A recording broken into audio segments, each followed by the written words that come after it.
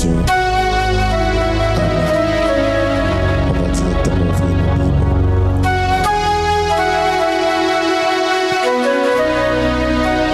Ça peut l'écarter un tout petit peu le baffle comme ça. Alors que nous sommes debout, nous ouvrons nos Bibles.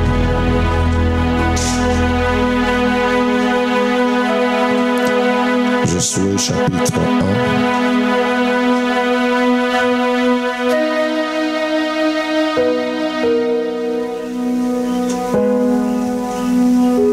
Josué chapitre 1er.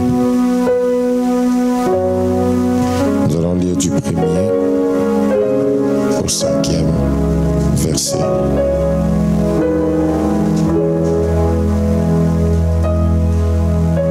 Quelqu'un a trouvé? Non, Dorcas n'a pas encore trouvé. Elle souffrait trop avec sa Bible là. Ça va, Jardin? Enfin, j'ai été la Bible, Jardin. Josué chapitre 1. À partir du 1er verset, nous lisons au nom de Jésus. Après la mort de Moïse, serviteur de l'Éternel, l'Éternel dit à Josué, fils de Nun, serviteur de Moïse, Moïse, mon serviteur, est mort. Maintenant, lève-toi, passe ce Jourdain, toi et tout ce peuple, pour entrer dans le pays que je donne aux enfants d'Israël. Tout lieu que foulera la plante de votre pied, je vous le donne, comme je l'ai dit à Moïse. Vous aurez pour territoire depuis le désert, le Liban, jusqu'au grand fleuve, le fleuve de l'Euphrate, tout le pays des Essiens et jusqu'à la grande mer, vers le soleil couchant. Nul ne tiendra devant toi tant que tu vivras. Quelqu'un dit Amen. Je serai avec toi comme j'ai été avec Moïse. Je ne te délaisserai point, je ne t'abandonnerai point. Dis encore Amen. Fortifie-toi et prends courage, car c'est toi qui mettras ce peuple en possession du pays que j'ai juré à leur père de leur donner. Fortifie-toi seulement et aie bon courage, en agissant fidèlement selon toute la loi que Moïse, mon serviteur, t'a prescrite. Ne t'en détourne ni à droite ni à gauche, afin de réussir dans tout ce que tu entreprendras. Que ce livre de la loi ne s'éloigne point de ta bouche. Médite-le jour et nuit pour agir fidèlement selon ce qui y est écrit. Car c'est alors que tu auras du succès dans tes entreprises. C'est alors que tu réussiras. Nous allons au chapitre 2, nous allons lire le 1er verset. Josué, fils de Nun, fit partir secrètement de Sittim 2 espions en leur disant, allez examiner le pays et en particulier Jéricho. Ils partirent et ils arrivèrent dans la maison d'une prostituée qui se nommait Rahab et ils y couchèrent. Que Dieu bénisse sa parole. On peut acclamer la parole du Seigneur et prendre place. Alléluia. Que Dieu soit béni ce matin pour sa grâce sur nos vies. Et comme le disait le frère Michel-Ange, nous rendons grâce à Dieu pour la vie qu'il nous accorde et en nous donnant l'opportunité d'avoir une nouvelle année au-devant de nous. Et je bénis Dieu pour cela. Vous savez, il y a des temps où j'ai eu à me poser des questions parce que j'étais trop exposé à la haine, la méchanceté des hommes. Et la journée d'hier m'a fait comprendre qu'au-delà des gens qui nous aiment pas, il y a des gens qui nous aiment. Alléluia. Est-ce qu'on peut acclamer le Seigneur?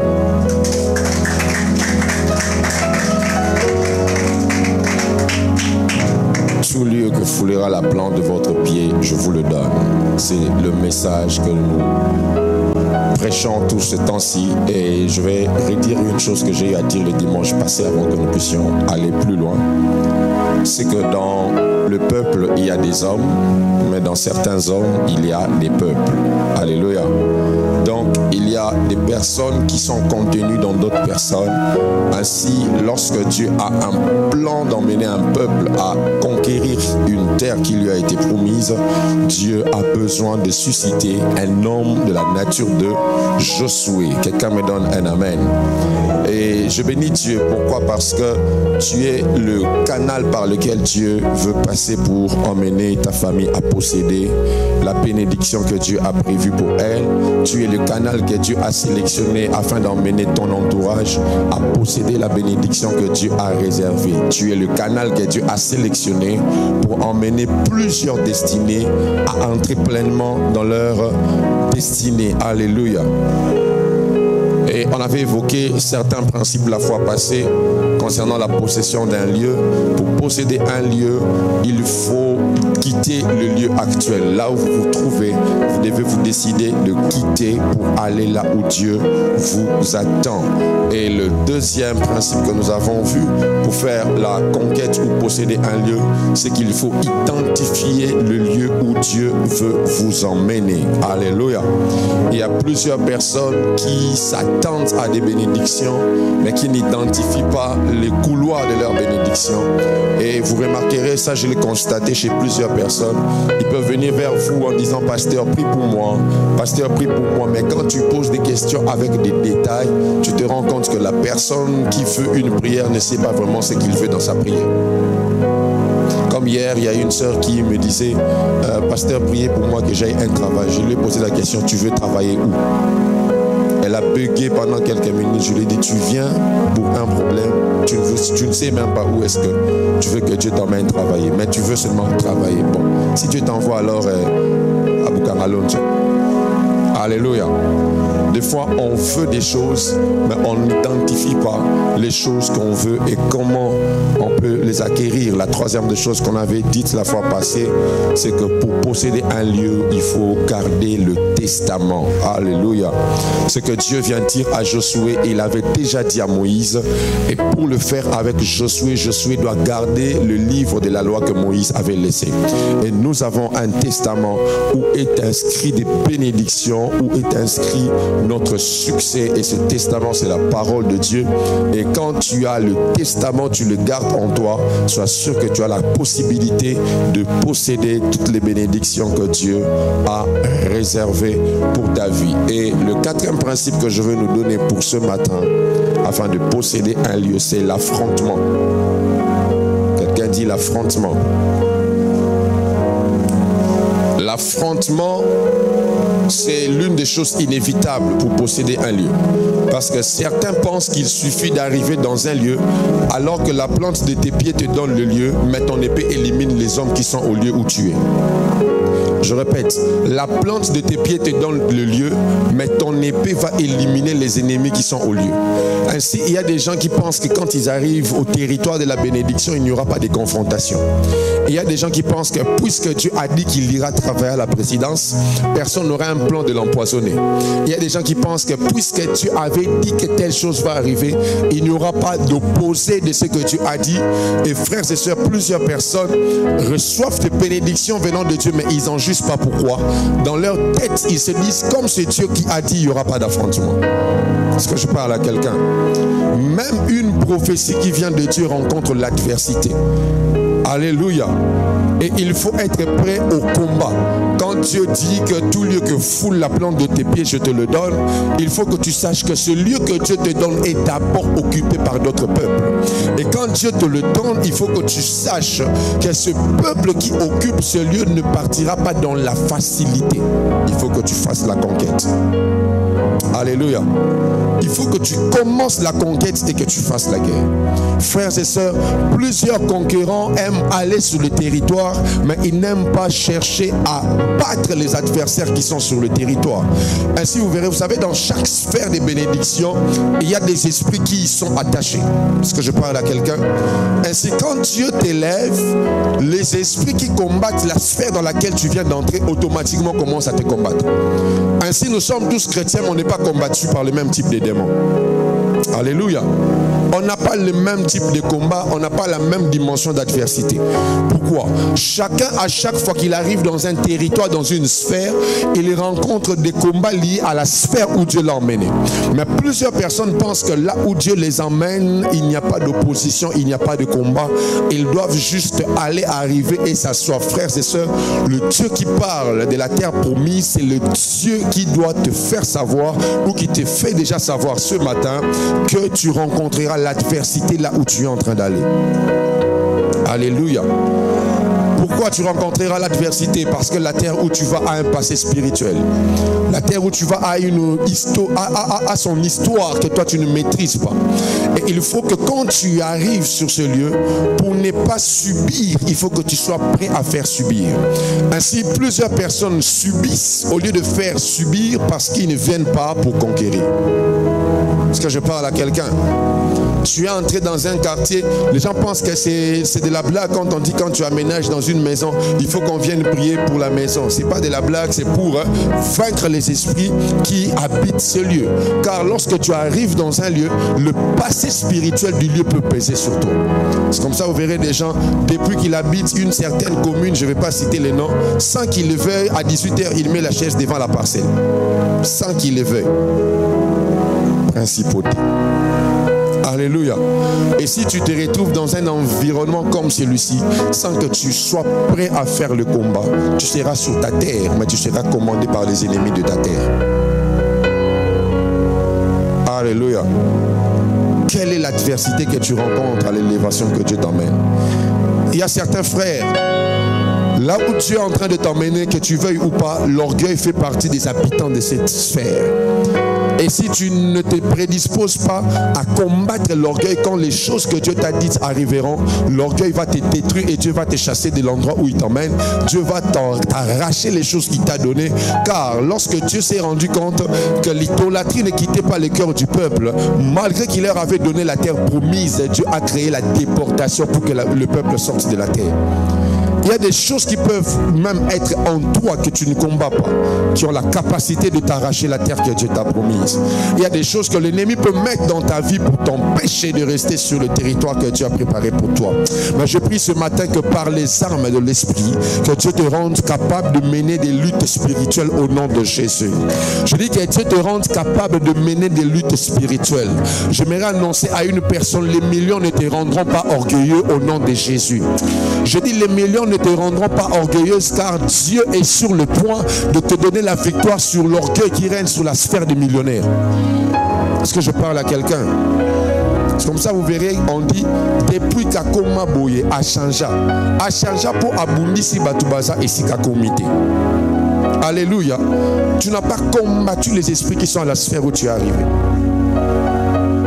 Est-ce que je parle à quelqu'un?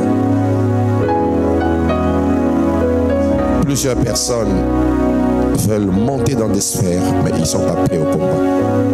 Vous verrez des personnes qui jeûnent, qui prient, ils disent à Dieu, Seigneur, élève-moi. Mais il ne sait pas qu'il y a les femmes qui combattent dans l'élévation.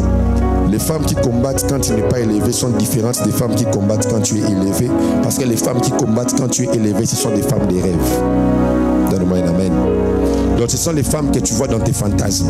Donc quand tu dors, c'est elles que tu imagines. Maintenant, quelqu'un que tu imagines, et dans ta conscience, tu sais que tu ne peux jamais la voir. Maintenant, elle vient vers toi. Alors, quelqu'un me donne un amen.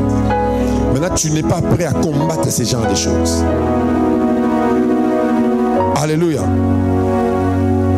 Tu n'es pas prêt à combattre. Tu n'as pas. Toi, tu penses que si Dieu t'élève seulement, c'est tout. Tu es élevé, tu as maintenant l'argent, tu pries pour les finances. Frère.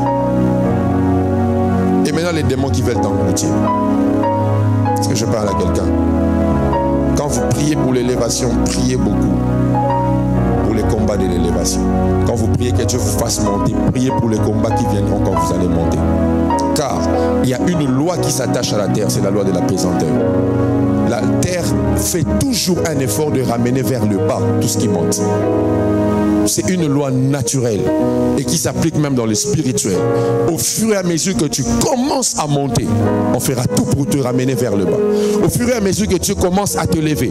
Et il y a même des gens qui prendront la peine de donner des faux témoignages sur toi, simplement pour que tu tombes. Pourquoi? La force de la pesanteur veut t'attirer vers le bas. Mais il y a une solution à la force de la pesanteur, c'est le Saint-Esprit qui nous emmène de gloire en gloire.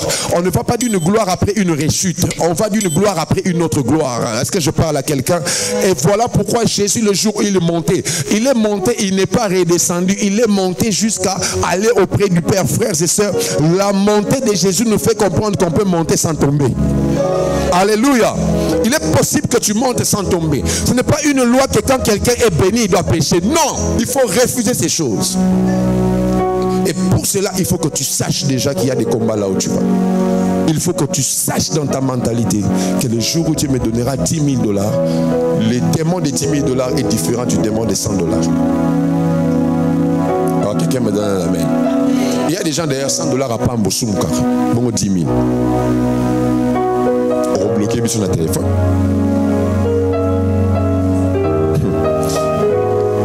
Il y a un frère très intelligent. Il est parmi les concepteurs du logiciel qui a emmené la publication des examens d'État par voie électronique. Il a conçu le projet et quand il a présenté à Vodacom, on l'avait fait, je me rappelle à l'époque, on l'a fait une avance de 70 000 $.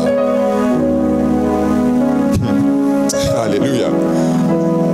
Il n'avait même pas encore fini parce qu'on devait lui donner 200 ou 250 000, parce que sinon 70 000. Le frère a commencé à habiter Memlink. Il a pris des prostituées qu'il payait 500 $ le jour. Je vous dis la vérité, 70 000 $ sont finis en 2 semaines. 2 semaines, 70 000 $. 2 semaines. Au niveau. Il y a ma réclamation. Donc, c'est pas pauvreté à famille bénie. Certains pensent que sortir de la pauvreté, c'est commencer à toucher l'argent. Sortir de la pauvreté, c'est changer de mentalité. Je dis sortir de la pauvreté, c'est changer de mentalité. Toi, quand tu as 100 $, tu veux seulement dépenser. Qui t'a dit que tu as l'argent, tu dois seulement dépenser? Voilà pourquoi vous êtes agité quand vous avez l'argent. Mais il y a agité pour 100 $. Il y a même des gens qui disent surtout les staffeurs du passé savent de quoi je parle. Hein? Lobby Anzambe, le loya biso. Lobby Anzambe, on a l'homme qui n'a pas 500 francs. Zamba pesa qui yo lobby na on a lelo na yo. Lobby na yo pesa ma qui na lelo na yo. Alléluia. Le Dieu qui donne la manne de chaque jour, il y a un jour où il demande qu'on conserve la manne. Est-ce que je parle à quelqu'un? Et il y a des gens qui n'ont pas la mentalité des conservateurs. Je vais en parler. Plusieurs personnes veulent seulement entrer dans les territoires, mais ils ne savent pas qu'il y a des esprits qui les attendent. Alléluia. Que Dieu nous bénisse. On va reprendre les cultes des projets parce qu'on doit vous préparer aux millions que vous aurez. Alléluia. 5e principe. L'exploration. Dis avec moi l'exploration.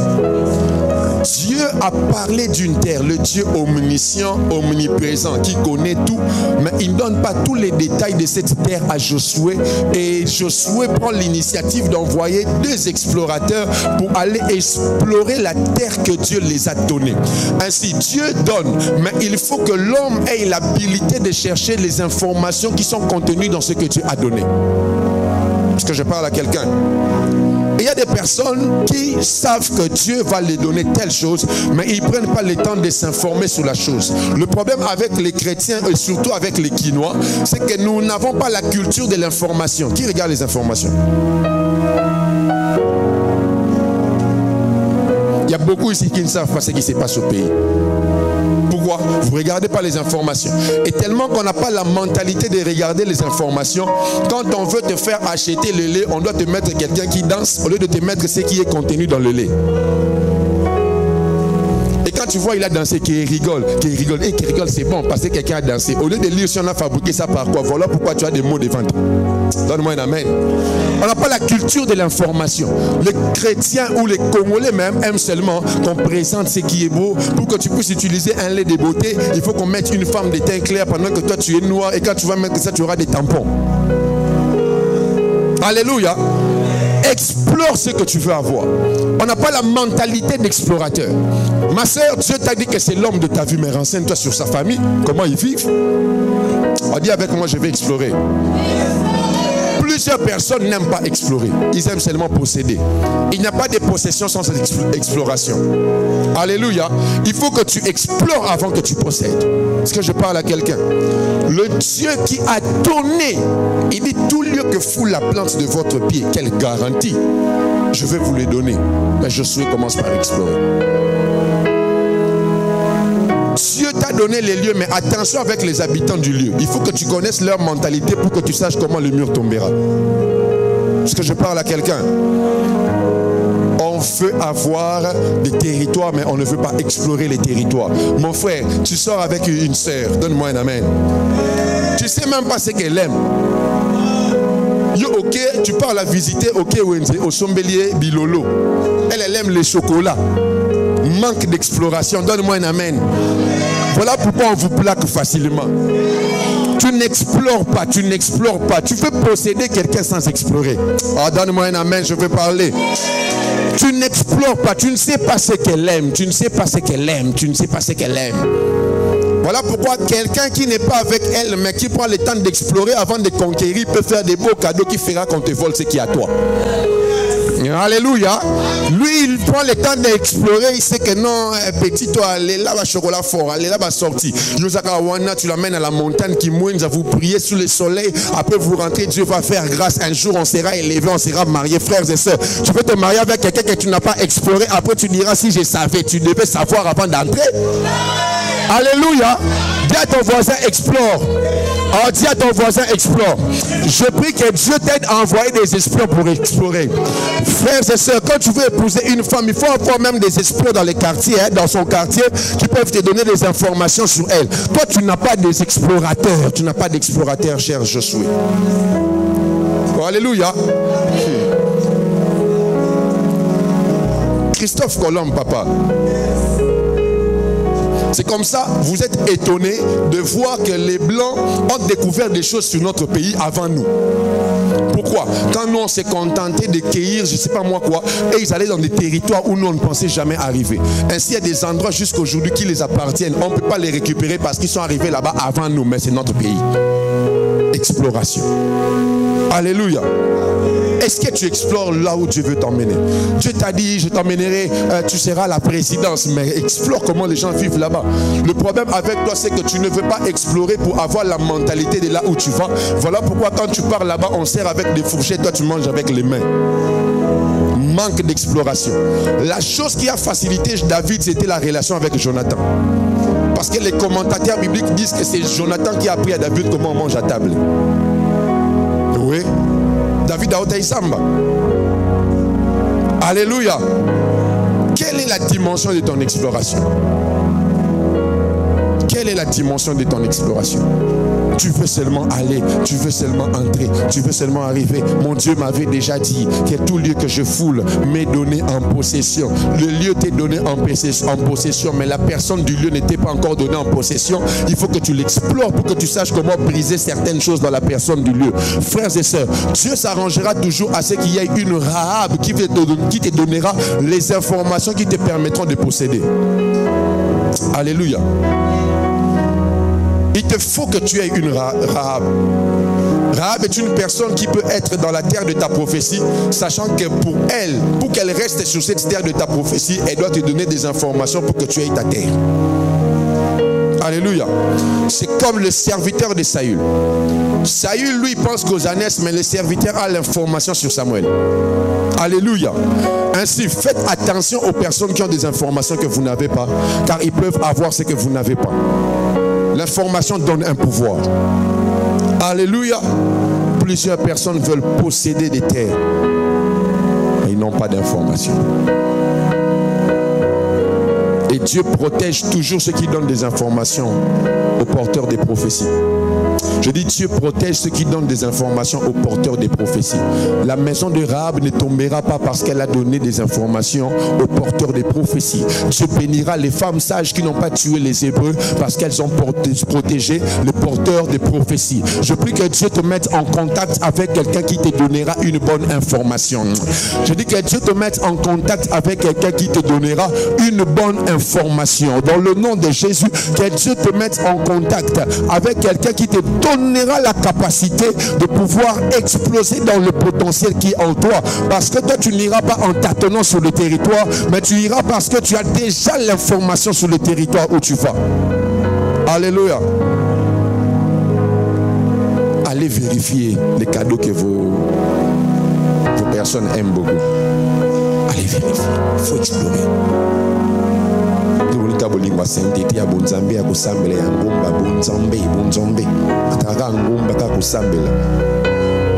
Toi, tu penses que si tu as fait un cadeau, tu as péché? Alléluia. Moi, on m'a fait un cadeau hier. Oh, ça m'a fait du bien. Ça m'a même permis de dormir pendant longtemps, alors que ça fait longtemps que j'ai dormi pendant beaucoup d'heures comme ça. Parce que je savais, on m'a donné un cadeau. Oh mon Dieu. Et puis c'est la chose que je voulais. Je ne sais pas comment elle a su. Exploration. Ça sent des païens, il ne faut pas suivre. Alléluia. Exploration. 6. La conservation. 6e chose pour posséder un lieu, c'est la conservation.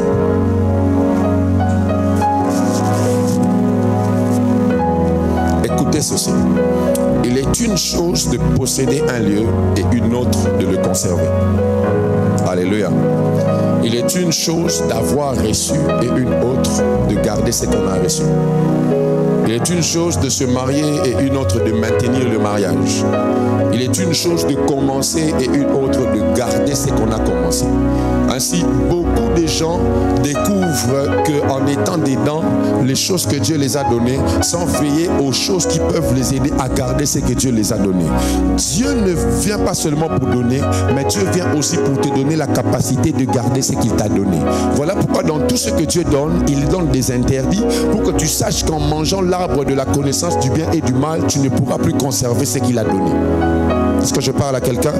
Le problème avec plusieurs personnes, ils ont la foi pour avoir, mais ils n'ont pas la foi pour garder ce qu'ils ont. Ils ont la foi pour commencer, ils n'ont pas la foi pour maintenir ce qu'ils ont commencé. Plusieurs chrétiens ne sont pas conservateurs. On a la facilité d'avoir et de perdre. On a la facilité d'avoir et de perdre. On a la facilité d'avoir et de perdre. J'aime ce qu'un homme de Dieu a dit. Il dit qu'avant, il pensait qu'on ne peut pas perdre les personnes précieuses que Dieu nous a données dans la vie. Mais aujourd'hui, il se rend compte que c'est possible que tu perdes même un ami de la destinée. C'est possible que tu perdes même l'homme de ta destinée. C'est possible que tu perdes même la femme de ta destinée si tu ne sais pas conserver. Alléluia. Ainsi, beaucoup de mariages sont des faux mariages. Toi-même dans ton cœur, bien que tu t'es marié, tu sais que l'homme que tu as épousé, ce n'est pas l'homme que tu devais épouser. Pourquoi? Tu pensais que c'était un acquis d'avoir la personne. Tu pensais que c'était un acquis de commencer. Tu pensais qu'il te suffisait d'entrer dans cette sphère pour y rester. Tu ne veilles pas pour conserver. Tu ne veilles pas pour conserver. Plusieurs personnes ne sont pas prêtes à garder ce que Dieu donne. La preuve, c'est que même quand tu reçois des prophéties, tu ne les écris pas. Est-ce que je parle à quelqu'un? On n'est pas prêt à conserver. Les chrétiens ne sont pas prêts à conserver. Vous verrez ce peuple qui a reçu de Dieu une terre où il y avait de l'abondance, où il y avait la facilité pour eux d'émerger. Ce même peuple a commencé à faire des choses qui ont fait que Dieu puisse les chasser au devant de sa face. Je prie dans le nom de Jésus que ce que Dieu te donnera ne se perde pas au nom de Jésus. Je dis ce que Dieu te donnera ne puisse pas se perdre au nom de Jésus. Ton mariage ne se perdra pas au nom puissant de Jésus-Christ. Je dis ton mariage ne se perdra pas au nom de Jésus-Christ. J'annonce à une personne, la sphère financière dans laquelle Dieu t'emmène est une sphère dans laquelle tu ne sortiras plus. Car tu vas conserver ce que Dieu va te donner. Et ce que j'aime, c'est que Dieu qui te donne te rend capable de donner cela aux autres pour qu'ils soient des héritiers. J'aimerais te dire, ton héritage ne sera pas perdu, mais il sera conservé. Je vois des personnes en qui Dieu donne ce matin la sagesse qui maintient les choses qui viennent de Dieu. Tu me donnes un amen et je vais prêcher ce matin. Dieu te donne la sagesse de maintenir la terre qu'il te donne. Dieu te donne la sagesse de maintenir le ministère qu'il t'a donné. Dieu te donne la sagesse de maintenir les choses qu'il t'a donné. Dieu te donne la sagesse pour que tu maintiennes cet homme qu'il va te donner. Dieu te donne la sagesse pour que tu maintiennes cette femme qu'il est sur le point de te donner. Je pensais que c'était à toi que je parlais ce matin. Je vois le Dieu des cieux ce matin te donner la sagesse de la conservation. Je dis la sagesse de la conservation. J'aimerais parler aux femmes sages. Alors que tu as gardé l'huile, sache qu'un jour l'époux viendra. Et l'époux ne prend que ceux qui ont conservé l'huile. Car pour entrer aux noces, il faut qu'on sache que ta lampe est allumée. Et la lampe ne reste allumée que dans la vie de conservateur de l'huile. J'aimerais te dire que ton onction ne va pas stagner. Oh mon Dieu. Je dis ton onction ne va pas stagner. Et toi tu ne vas pas conserver seulement parce que tu as reçu un dépôt. Mais tu vas conserver parce que tu es en permanence connecté à la source. Je dis tu es connecté à la source. De sorte qu'à chaque matin quand tu te lèves, tu te ravitailles. Il renouvelle les forces dans la vie de ce bien-aimé. Je J'aimerais dire à quelqu'un ce matin, tu conserveras ce que Dieu te donnera. Je vois Dieu élever des hommes ayant l'intelligence de la conservation ce matin. Je dis Dieu élève des hommes ayant l'intelligence de la conservation. Dieu élève des femmes ayant l'intelligence de la conservation. Frères et sœurs, si tu avais eu à perdre, ce que Dieu te redonne ce matin, tu vas le conserver au nom de Jésus. Je dis, tu vas le conserver dans le nom puissant de Jésus-Christ. Je vois Dieu ce matin donner à une personne l'intelligence de la conservation des biens que Dieu lui a donné. Tu ne perdras plus ce que Dieu t'a donné. Car à chaque fois qu'il y a une perte, le diable est en action. La Bible déclare que le voleur ne vient que pour voler, dérober et égorger. Mais moi je suis venu pour que mes brebis aient la vie. Je vais dire à quelqu'un, même la vie tu ne la perdras pas, tu la conserveras. Car au-delà de la vie terrestre, tu as la vie éternelle. Je dis tu as la vie éternelle. Le christianisme, parce que dans le christianisme on conserve la vie. Ainsi les chrétiens ne meurent pas, ils font des transferts de gloire. On quitte d'un lieu vers un autre. Car nous conservons la vie. Je vais dire à quelqu'un ce matin, Dieu est sur le point de te donner l'intelligence de conserver. L'intelligence de conserver. Donne-moi un amen, je veux bénir ta vie ce matin. Je dis Dieu te donne l'intelligence de conserver. Je vais te dire le Saint-Esprit est là afin que tu conserves ce que tu as déposé. Je vois des dons qui avaient été affaiblis. Ce matin Dieu les rallume parce que tu vas conserver. Somebody say amen. Dieu te donne la capacité ce matin de conserver l'onction que tu as reçue, de conserver ta vie de prière, la vie de consécration, la vie de genoux. Je vais dire à quelqu'un, si les autres ont arrêté de jeûner parce qu'ils sont élevés, toi tu jeûneras même dans l'élévation, car tu conserveras le secret de ta percée. Quelqu'un me donne un amen et je prophétise. En ce lieu, il y a des hommes et femmes que Dieu va élever mais qui ne vont pas s'affaiblir en esprit. Car ils conserveront les choses de l'esprit. Donc, je prêche ce matin. Je dis tu conserveras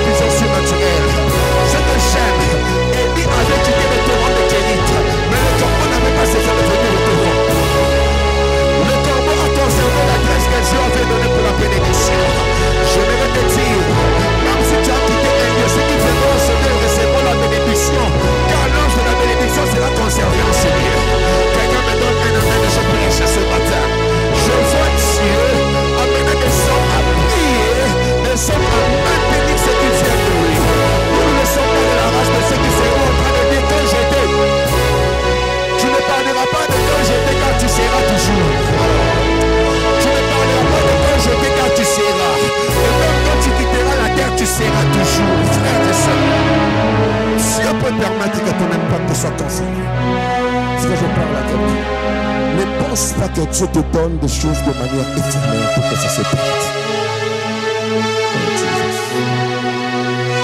Est-ce que je parle à quelqu'un? Tu dois conserver.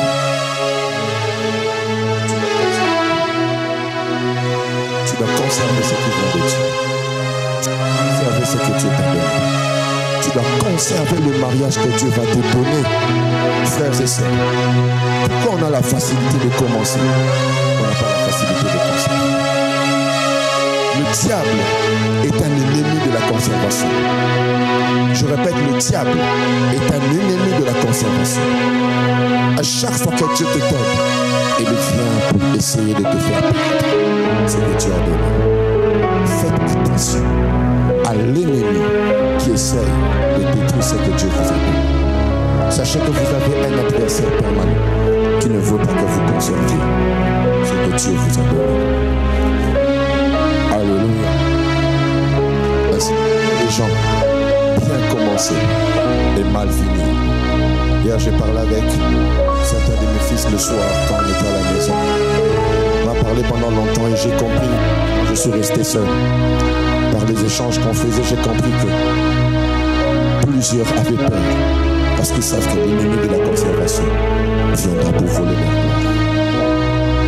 Frères et sœurs, ne laissez pas le diable voler avec facilité une bénédiction que Dieu vous a donnée. Est-ce que je parle à quelqu'un?